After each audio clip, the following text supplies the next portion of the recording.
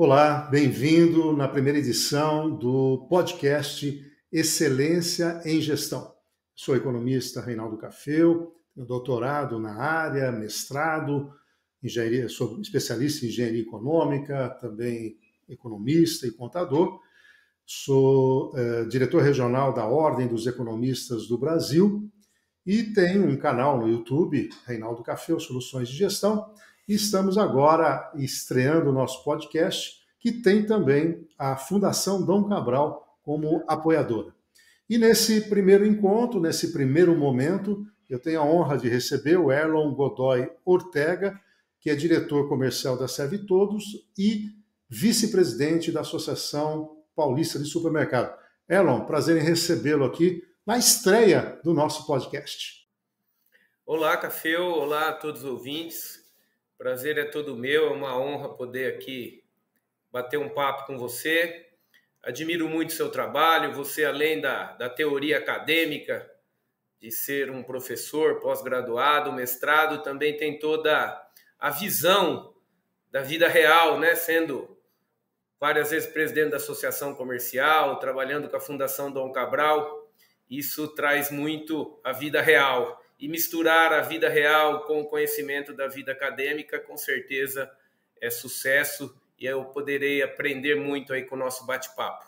Quem vai aprender somos nós. O meu caro Erlon, fala um pouquinho da sua trajetória, porque você, né, tem um empreendimento, uma rede de supermercado, inclusive expandindo além fronteiras, né, chegando no centro do estado de São Paulo, e além disso você também, dentro de uma visão de conexões, né, tem uma participação em entidade como a APAS, né? Fala um pouquinho do Erlon, gestor, né?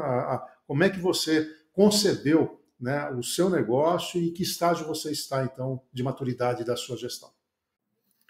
Eu sou formado em administração de empresas, comecei desde pequeno com supermercado, como todo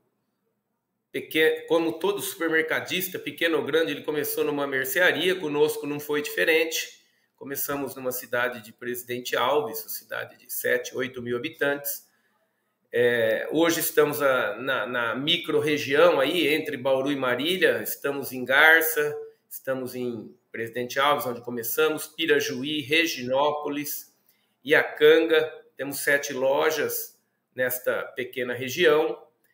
E agora também temos um projeto de expansão para o ano que vem, darmos um passo importante, que é a abertura de uma loja em Bauru também. Eu trabalho junto com a minha irmã, que é a diretora financeira. Eu faço a parte operacional e comercial, e sempre com a ajuda da minha mãe, que desde de quando começamos nos apoiou e nos deu muito incentivo e uma visão que a gente entende ser a visão ética, uma visão de crescimento e principalmente de muito trabalho. O varejo é muito trabalhoso, supermercado então nem se diga, ele é 24 horas, né? Não tem feriado, ele funciona a todo tempo. Mas isso nos enriquece muito, porque é um desafio muito grande e você tem que querer muito crescer, saber que tem que enfrentar bastante problemas, mas no fim eu acho que é compensador pelo aprendizado e pelo que a gente pode construir e pelo que a gente pode gerar de empregos. Hoje nossa empresa dá mais ou menos 400 empregos diretos, fora os indiretos, e espero ainda crescer esse número com o crescimento da empresa. Agora, Erlon, sobre a APAS, isso que eu queria reforçar, né? Porque o gestor, normalmente, ele fica muito isolado no seu negócio, né? Ele acaba, de alguma maneira, focando no seu negócio, mas é muito inteligente você se oxigenar, né? Além de participar das atividades, você, como um líder, né, dentro do segmento, acaba, de certa maneira, sendo um benchmark para você pela convivência, né? Que, entre aspas, com concorrentes, mas que têm os mesmos objetivos do ponto de vista do negócio. A APAS, que é a Associação Paulista de Supermercados, ela reúne mais ou menos 1.500 empresas e mais ou menos 6.000 lojas. Então, você conversa com 90% do setor supermercadista do estado de São Paulo e automaticamente com a maioria do setor supermercadista do Brasil, pois São Paulo é a máquina, né? É a sede das grandes empresas. Então a APAS, que para o ouvinte que não conhece, é como se fosse a OAB, né? A OAB do advogado é a APAS do supermercado. Isso foi muito importante na minha vida e continua sendo, pois além da troca de informações, né, para você entender como pequenas empresas se tornaram grandes, que caminho ela trilhou, você também divide os mesmos problemas. E muitas vezes quando você está focado dentro da sua empresa, sem olhar o todo, como você mesmo disse, você acha que só você tem aqueles problemas. E não, todos têm o mesmo problema. O que muda é a proporção. E você trocar as informações de como resolver, isso é muito enriquecedor. Isso até te anima. Você diz, não sou só eu. Não é só o meu tamanho de empresa que passa por essas dificuldades. Todos já passaram e conseguiram vencer. Então, essa troca de informação enriquece muito, mesmo que sejam concorrentes, mas a APAS faz muito bem isso, não são inimigos, somos apenas concorrentes. E outra coisa muito importante, Café, que eu acho que uma associação é a base para ela dar certo, nós todos somos voluntários, ninguém é assalariado. E você não pode se perpetuar no poder, você sempre troca de função. E também não pode ter vários da mesma empresa, é apenas um por empresa. Então isso eu acredito que seja a base de ser uma entidade tão forte e tão oxigenada.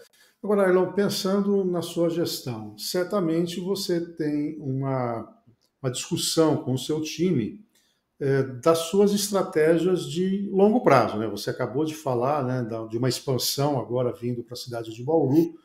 E como é que você trabalha essa questão do planejamento estratégico da empresa? É feito com a equipe, somente a cúpula? Como é que é esse primeiro momento em que você diz, olha, dentro de uma linha de visão, daqui 2, 3 anos eu quero ser isso, eu vou expandir para lá. Como é que é construído, como é que é construída essa visão de longo prazo dentro da organização? Olha, Café, nós estamos passando por um período de transição, digo, de pequeno para um médio. E isso é uma fase que requer bastante resiliência e expandir o planejamento. Expandir não é expandir, eu digo, o tamanho do seu crescimento. É com quem você planejar, como você mesmo disse. Até um certo tamanho, eu planejava a minha irmã e a minha mãe e fazíamos o que tinha que ser feito. Hoje em dia, você precisa, como você mesmo citou, planejar junto com a equipe, porque senão você não vai conseguir. E este é um grande desafio que a gente busca. Temos um planejamento aonde queremos chegar dentro de 5 anos. Porém, existem muitos problemas no meio desse caminho e você tem que insistir, conscientizar a sua equipe para que todos remem no mesmo sentido. Então, fizemos, por exemplo, esse ano, até já conversei com você sobre isso, pedir a sua opinião, fizemos uma troca, né, de sistema visando o crescimento. Então, antes, nossa tentativa foi nos preparar para o crescimento. E isso tem sido bastante difícil aqui neste momento. Depois, gostaríamos também de uma assessoria a nível, por exemplo, da Dom Cabral, para que a nossa visão se amplie, para que a gente possa ser mais gestor do que executor. Porque neste momento nós somos executores e essa transformação para ser gestores a gente precisa fazer e fazer com o apoio de quem sabe fazer. Então hoje o nosso pensamento é esse, uma transição da execução para a gestão. Agora, Elon, você falou da questão do sistema, né? O teu setor é um setor que a tecnologia vai se incorporando cada vez mais, né? Antigamente, a gente ia aos supermercados, eram a etiquetagem era feita manual, né? Hoje você tem o código de barras, aí há uma modernização do autoatendimento, da tentativa de eliminar filas na hora do check-out, enfim, você tem uma série de variáveis aí. E o que você tem implementado na sua empresa, além do software que você tem de gestão, e certamente isso vai dar um avanço no seu ERP, né? Como é que está a questão do avanço tecnológico para apoiar os seus processos? Olha, a tecnologia é um caminho sem volta, cada vez mais acelerado, fundamental, que nos surpreende a cada dia. Às vezes também surpreende na parte negativa, quando você não consegue executar, mas nós temos que insistir e ser resilientes. Por exemplo, nós estamos em cidades pequenas, mas nós temos o self-checkout já há alguns anos em todas as nossas lojas, né? Então, o desafio da tecnologia, por exemplo, eu te cito uma coisa muito delicada, que sem a tecnologia é impossível de fazer. Com a tecnologia já é quase impossível. Controlar data de validade e precificação de cerca de 10 mil produtos dentro de uma loja, e eu digo 10 mil produtos é a variedade. Cada produto tem 10, 20 unidades expostas dentro de uma loja. Nós estamos falando de 500 mil de itens numa loja pequena de 7 ou 8 checkouts. Cada um tem uma validade, cada um chegou um dia, cada um tem um preço. Então você imagina o controle disso, como o desafio é grande. Através do código de barra, por exemplo, que é um sonho nosso, e trabalhamos para isso, para que um produto vencido não consiga passar pelo checkout. Mesmo com toda a tecnologia, se escapar algum item que venceu, ele não consiga, o cliente não consiga passar pelo checkout. Então, esse, por exemplo, é um grande desafio da tecnologia. A tecnologia nos auxilia não só nesta questão de produtos, ela tem que nos auxiliar no RH. Por exemplo, 500 funcionários, cada um com o seu banco de horas, cada um com a sua entrada, cada um com a sua saída, cada um com a sua escala. Tudo isso necessita da tecnologia. Outro ponto fundamental é a tributação. Nós temos uma salada tributária no Estado que sem a tecnologia você não calcula o seu imposto. Um pacote de açúcar de 1 quilo é diferente da tributação de um pacote de açúcar de tamanho maior. Um iogurte é diferente a tributação de uma bebida láctea, que é um produto quase que similar. Então, essa salada tributária, que eu não sei se existe algo mais complicado em outro país do que no Brasil, sem a tecnologia é impossível de a gente controlar. Então, a gente tem que ter a tecnologia para tudo, para gestão, para tributação, para o RH e simplesmente para uma fila de checkout. Agora, Erlon, você citou aí os controles do recurso humano. A gente sabe que a mão de obra no Brasil, ela dou aula há 40 anos e você falou muito bem. Eu sou do mercado e fui para a academia. E hoje menos academia e mais mercado. Então eu sempre trouxe uma visão muito prática desse mundo corporativo. E o que eu me lembro e recordo ao longo da minha carreira é o fato de você ter saía da faculdade, você fazia uma pequena lapidação e esse profissional já estaria pronto, porque você comparava com a mão de obra muito elementar. O que eu tenho observado é uma queda nesse padrão. E aí, óbvio que você tem ali gente da parte, vamos dizer, operacional, que você precisa de um técnico como um açougueiro e tantos outros. Você tem um time que tem que ser da supervisão, você tem um time que tem que ser gerencial, você tem que ser um time até que vai te ajudar na estratégia. Como é que você tem visto essa questão da qualificação da mão de obra, e em especial aí, vocês têm alguma política de treinamento e capacitação? Olha, Cafeu, eu posso afirmar para você, e falo em nome da entidade, que emprego não falta. Eu tenho hoje na minha empresa 20 vagas. Se eu tenho 20 vagas, eu tenho certeza que grandes empresas, vamos falar da nossa região, como Confiança, Taust.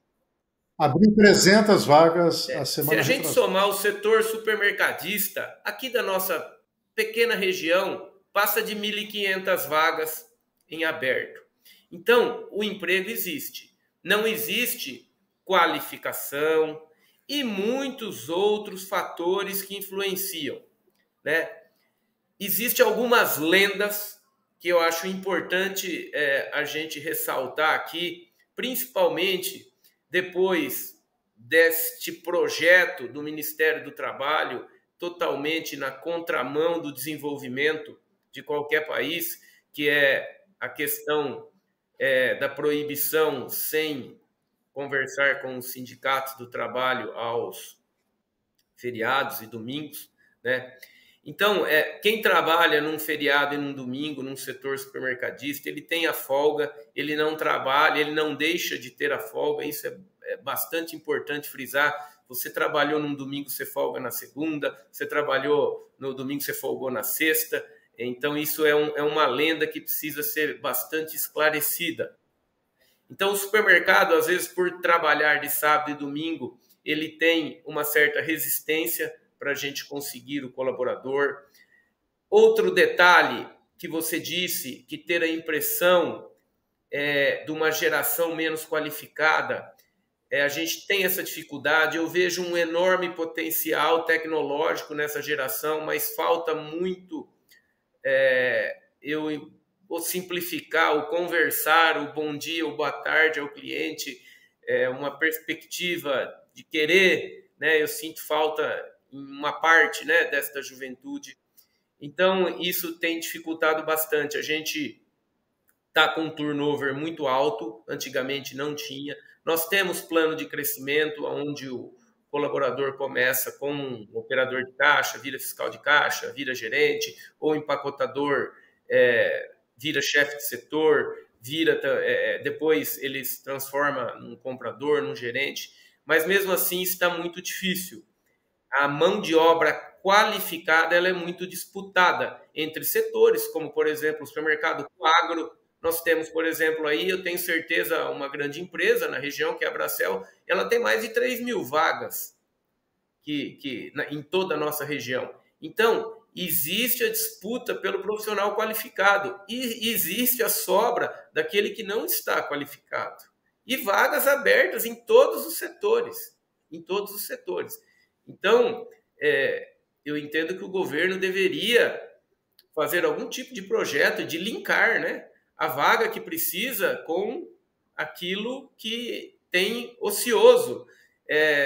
Eu acho do mesmo jeito que é linkado o que tem ocioso com programas sociais, poderia linkar com a vaga aberta, porque seria uma pessoa trabalhando, se profissionalizando, crescendo e deixando de ter a necessidade da ajuda social. Bom, mas isso é uma coisa até um pouco filosófica, né, de sonho que a gente tem, mas hoje a realidade é essa. Um fator que eu entendo que acho que teve uma boa intenção, mas agora ele fica ruim, o resultado final dele não é bom, é a progressão, não sei se me chama progressão continuada, aquilo que o Estado não repete de ano, né? E você tem hoje jovens com muita dificuldade, porque na sua base escolar ele nunca repetiu e veio com um ensino fraco e chega com toda essa dificuldade.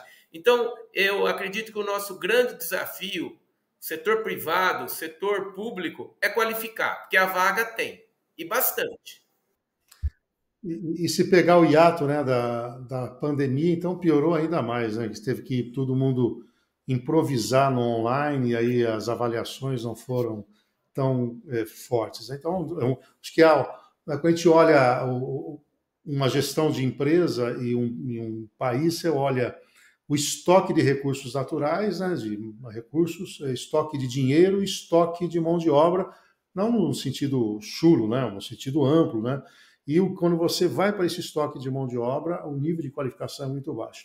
Fazendo uma conexão desse tema com a questão da sua gestão, eu imagino que o seu setor ele tem uma grande importância numa porta em relação ao teu negócio e os fornecedores, né? Além de fornecedores diversificados, marcas, fidelidade na entrega, política de sugestão de compra. Como é que é essa gestão? Porque você acabou de falar, né, 10 mil itens numa loja pequena, dentro desses itens, prazo de validade. Então, eu imagino todo um sistema para chegar para o comprador da sua empresa e dizer, olha, a sugestão de compra para o próximo período é isso. Fora, né, é uma questão sazonal, né? Quando chegam Natal, depois Dia das Mães, aí você tem período do Carnaval, você tem Semana Santa, quer dizer, dentro de uma gestão de uma empresa, você tem aqueles períodos, vamos chamar normais, aí você tem ou pico ou vales e que você tem que saber trabalhar isso. Como é que é essa questão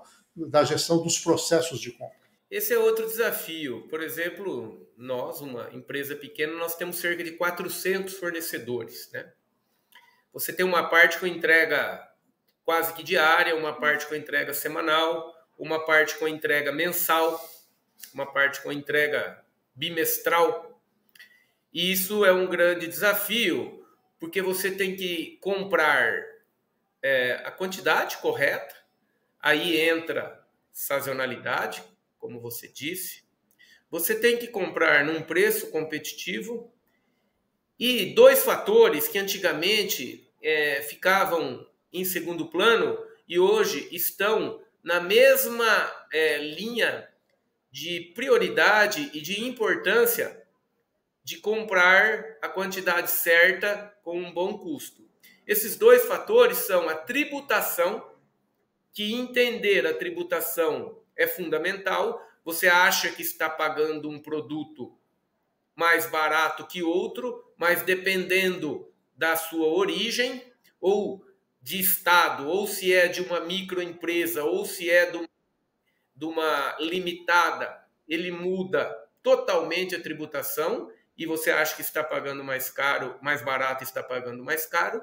E outro fator fundamental, que sem ele vai tudo por água abaixo, comprar bem a quantidade certa, numa tributação certa, se ele não entregar no tempo certo, que é o grande desafio da logística no país, né? Então, empresas investem hoje em CDs, grandes CDs, para poder fazer a logística, a qual o fornecedor não consegue fazer com excelência. A gente sofre bastante. Nossa empresa ainda não tem um CD, gostaríamos de ter, está no nosso projeto, e um fornecedor entrega nas nossas 7 lojas. E isso é um grande desafio. Então, a gente tem um calendário de compras, tem que monitorar a entrega, monitorar a ruptura das entregas, monitorar o preço, monitorar a concorrência e, principalmente agora, a concorrência numa mescla de canais.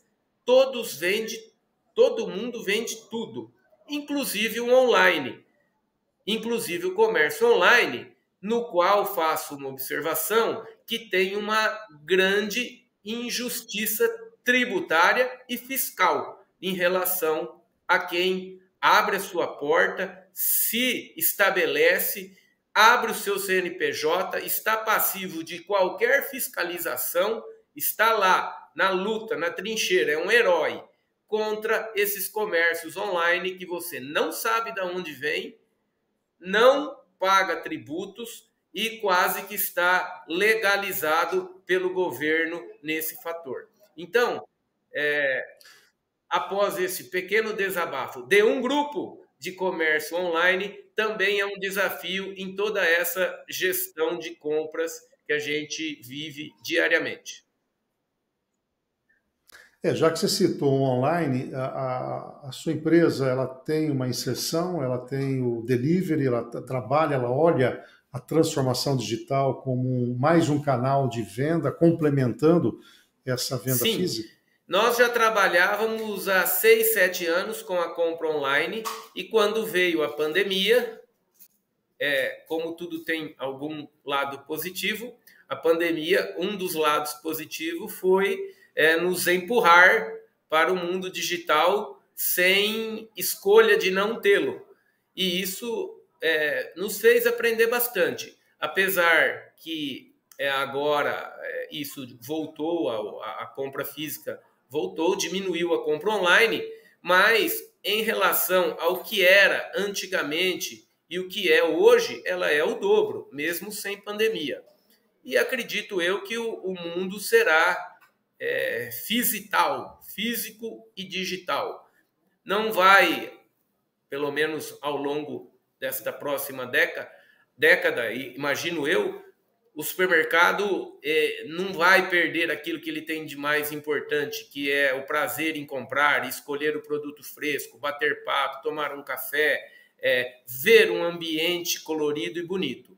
Mas a compra digital, ela é uma realidade e a gente faz isso sim, entrega rápida, é um desafio, entrega com qualidade, como se você estivesse escolhendo o seu produto com as próprias mãos. Então, com certeza, a gente olha com carinho para esse mundo digital e investe em tecnologia, sim. Acho que todos vão...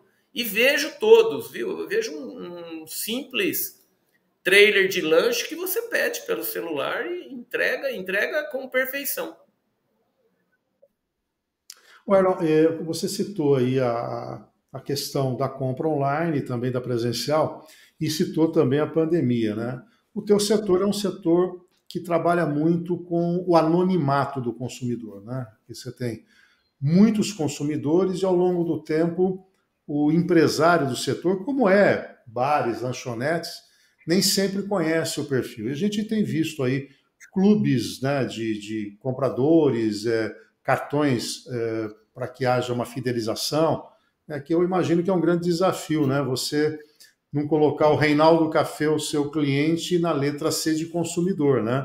Você tem que conhecer o Reinaldo Café, saber dos gostos, o que ele vem comprando.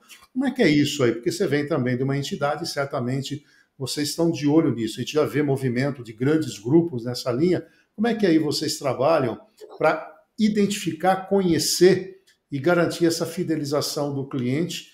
E eu fiquei imaginando o dono da padaria, quando veio a pandemia, ele não sabia para quem ligar, né? Vou mandar o WhatsApp para quem, né? Porque o sujeito vai lá, compra 2 pãezinhos, ele não sabia o nome, não sabe o telefone, né? Como é que você trabalha essa O questão lá, irmão? CRM, a gente trabalha, e acho que a maioria dos supermercados trabalham, e contém muita informação. Então, todo supermercado tem o clube, o cliente amigo, o nosso chama-se Super Serve, no qual você, através do seu CPF, você chega na loja, habilita, clica lá no seu celular, habilita a oferta e tem essa vantagem. E a partir daí você começa a ser monitorado os seus hábitos de compra. E aí começam as vendas cruzadas que a gente fala, né? Ou compartilhadas. Olha, você eu percebo que você é um grande consumidor de fralda, e eu pego o grupo dos consumidores de fraldas e envio uma oferta de lenço umedecido. Ou os grandes consumidores de vinhos, eu envio uma oferta de saca-rolha. Então, esses são alguns pontos que são trabalhados no CRM de todos os supermercados. Acontece que o cliente ele está sendo bombardeado de clubes, né? Ele está sendo bombardeado de clubes. O desafio é inovar sobre isso. Por exemplo, nós aqui monitoramos. No seu aniversário, você vem aqui e pega uma barra de chocolate por 1 centavo. Então, um programa de benefícios e assim como vários. Volto a dizer, como inovar agora em cima já destes clubes de benefícios? Esse é um desafio do varejo, né? Todos têm clube de benefício. E talvez até aí volte, né? Um pouco. Olha, o meu grande benefício é lhe dar desconto e ter uma loja limpa com ar-condicionado que te encante. Porque o benefício online todos te dão, mas eu te dou uma loja com música, com piano, com vários aspectos que vão lhe encantar. Então, às vezes eu penso que nós temos que voltar um pouquinho no físico, porque o clube digital ele tá bombardeado, todos estão bombardeados. O desafio é como ser diferente. Agora, Elon, também um desafio de uma boa gestão está dentro de uma boa estrutura de capital, né? O brasileiro, o empresário brasileiro, ele é muito aventureiro. Normalmente ele começa pequeno, sem dinheiro, recebe às vezes uma indenização, vou partir para esse negócio. Conheço vários que eram pizzaiolos e resolveram montar uma pizzaria. Aí surgem os problemas financeiros, porque ele esquece que nem sempre vai vender, tem o marketing, tem as despesas normais. Como é que você trabalha essa estrutura de capital? Você utiliza linhas de longo prazo, você alavanca com recursos próprios, você mescla essas duas questões. Você está fazendo, por exemplo, uma expansão em Bauru, né? Você toma um cuidado para não comprometer o seu capital de giro. Como é que é essa gestão de estrutura de capital aí da sua Nosso empresa? perfil, ele é conservador. E às vezes eu me pergunto se eu estou no caminho certo. Vejo outras redes de perfis não conservadores que estão muito à frente da minha. E aí eu me pergunto, eu deveria ter arriscado mais. Em determinados momentos, também vejo algumas redes que se alavancaram com problemas de gestão e problemas financeiros. Nós optamos por este perfil conservador. A gente tem feito com capital próprio, a expansão, ela não é tão grande, mas a gente tem feito com capital próprio. Entendo fundamental uma assessoria para quem deseja ter o perfil não conservador, um pouco mais arrojado, pois uma assessoria econômica, uma assessoria de um gestor financeiro possa esclarecer um pouquinho o que pode ter de surpresa no futuro. Nosso perfil é mais conservador. E, como você disse, às vezes um excelente pizzaiolo não consegue gerir uma pizzaria, um excelente contador às vezes não consegue ir bem em uma loja de varejo, seja ele qualquer ramo do varejo. Eu entendo que o difícil, Caféu, em uma gestão é a tomada de decisão. Um gestor ele tem que tomar decisões e isso é muito difícil. Uma decisão compromete uma outra família, uma decisão de ajuste compromete alguma empresa que presta serviço para você, compromete um fornecedor, mas ela é necessária. A tomada de decisão, o ajuste, o eterno cortar unha ou eterno apertar o cinto, ela faz parte do negócio.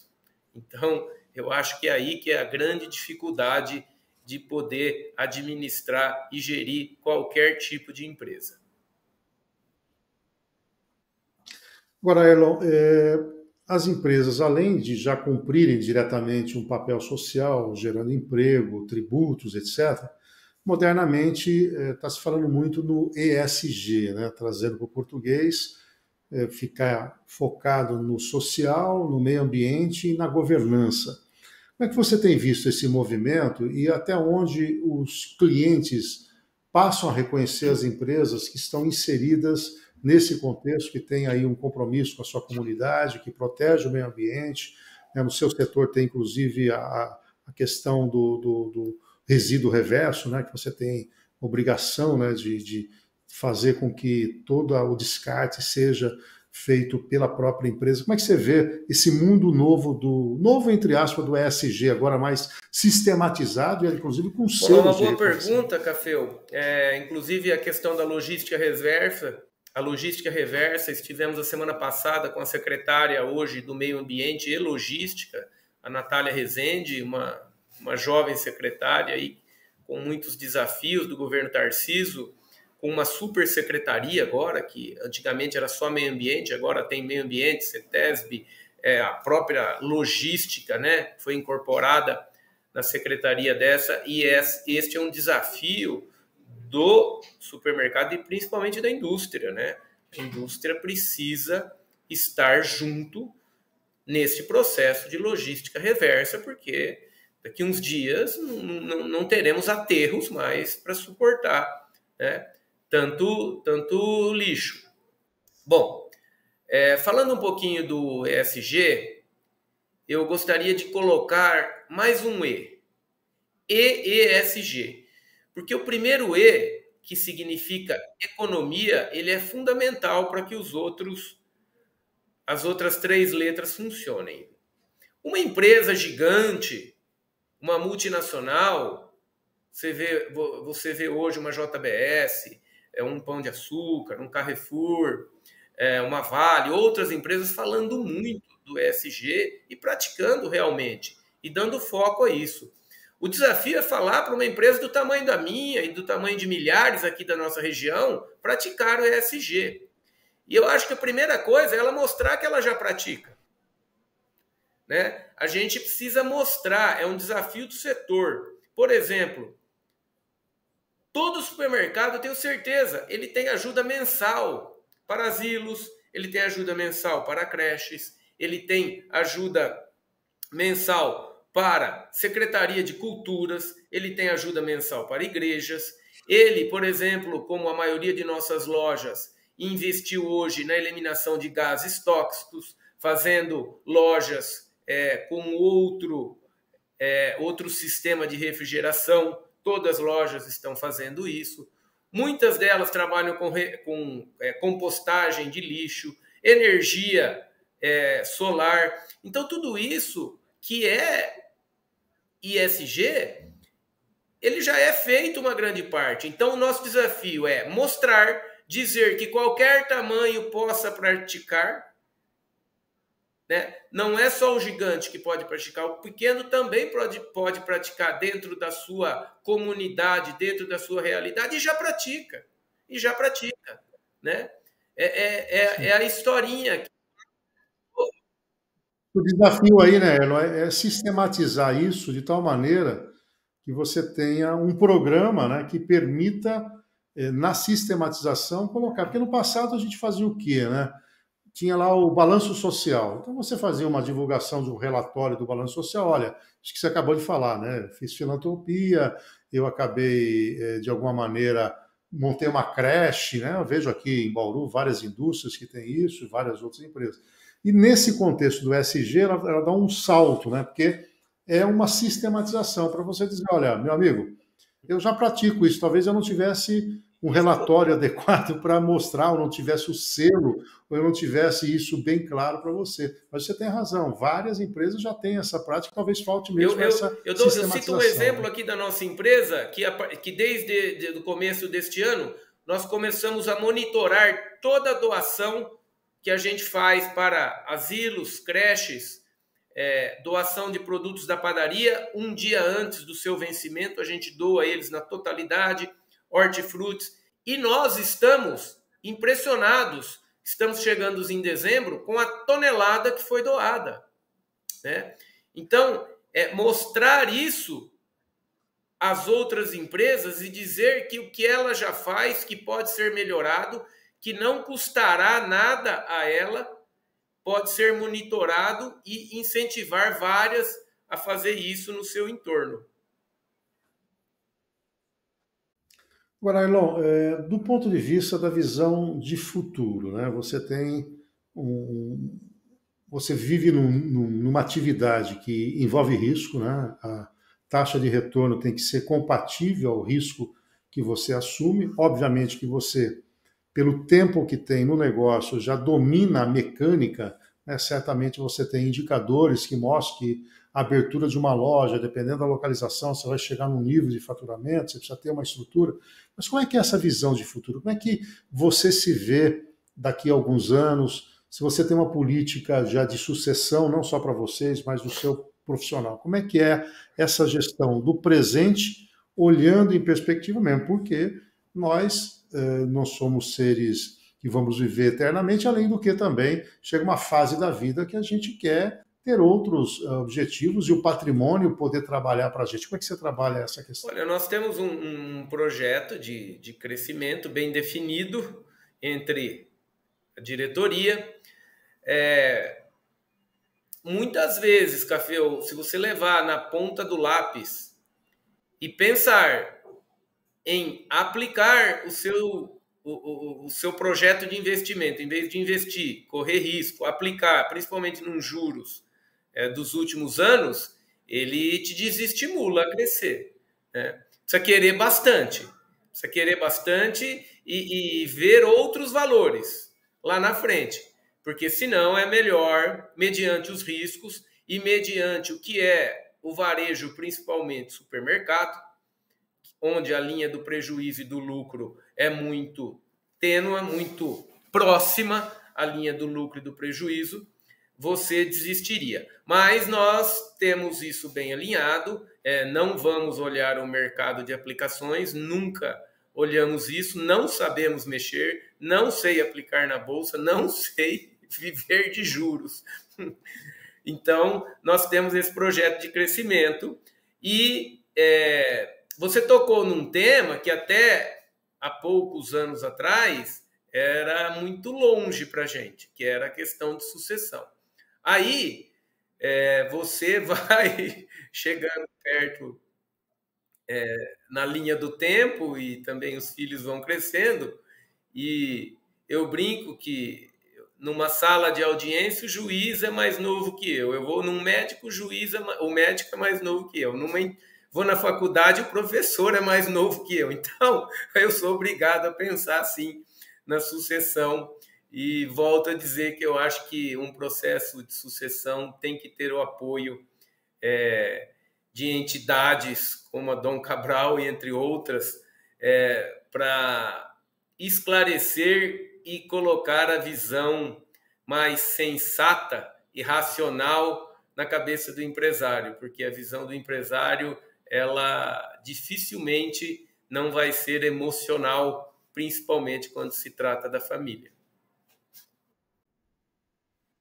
O Erlon, do ponto de vista pessoal, né, como é que é você? Como é que é o Erlon? Né? Você tem uma leitura periódica, você tem livros de autoajuda, você lê questões empresariais, ou você, através da própria entidade, já oxigena? Como é que você lida aí com essa questão do seu próprio conhecimento e mesmo porque você, não é a primeira vez que nós conversamos, já tem uma visão de negócio muito abrangente, sabe das métricas, né, e demonstra que você tem uma visão bastante arejada, né, do que é o mundo dos negócios. Como é que você se prepara? Olha, o dia a dia do varejo é muito dinâmico e você fala com muitas pessoas ao mesmo tempo. A entidade, não só a APAS, até a entidade brasileira, a Abras, ou outras entidades do varejo, eu acredito que ela seja o grande arejador dos meus pensamentos. Não sou um grande leitor de livros, nem uma pessoa que assiste muita televisão ou séries, mas muitas palestras, muitos congressos, muita conversa com pensadores, tanto privados quanto públicos, que eu acho importante a gente conversar também com a opinião pública. Isso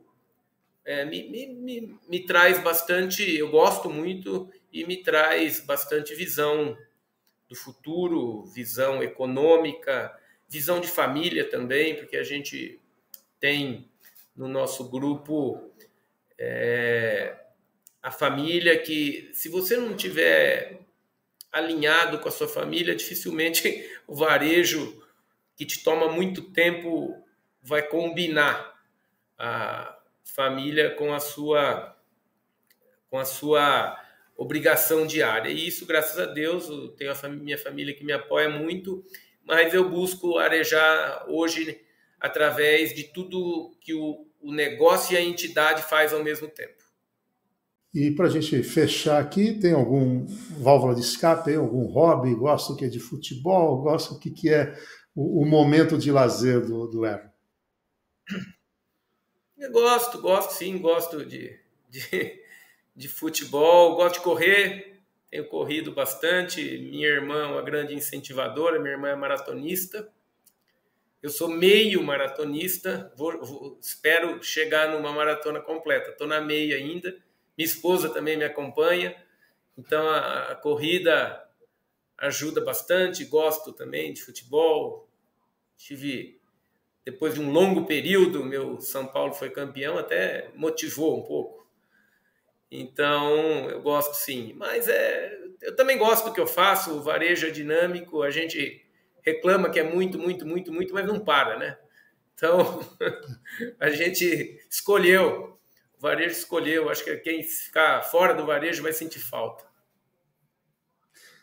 Muito bem. Erlon, quero agradecer a tua participação na estreia aqui do Excelência em Gestão, nosso podcast que nós estamos lançando, e foi um prazer aí. Obrigado pelos seus ensinamentos aí. O Erlon Godoy Ortega, diretor comercial da Serve Todos e vice-presidente da APAS. Foi um prazer recebê-lo aqui.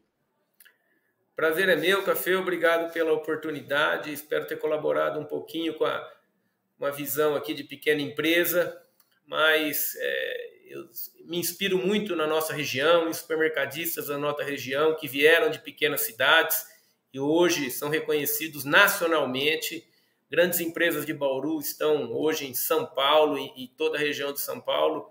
Eu falo com orgulho que eu sou da região de Bauru e que eu posso crescer também. Que a nossa empresa possa crescer com a ajuda de vocês aí, consultores que entendem do negócio e muito trabalho. Obrigado a todos e um abraço a você e a todos os ouvintes. Você acompanha então Excelência em Gestão, podcast que veio para ficar. Contamos com a sua audiência.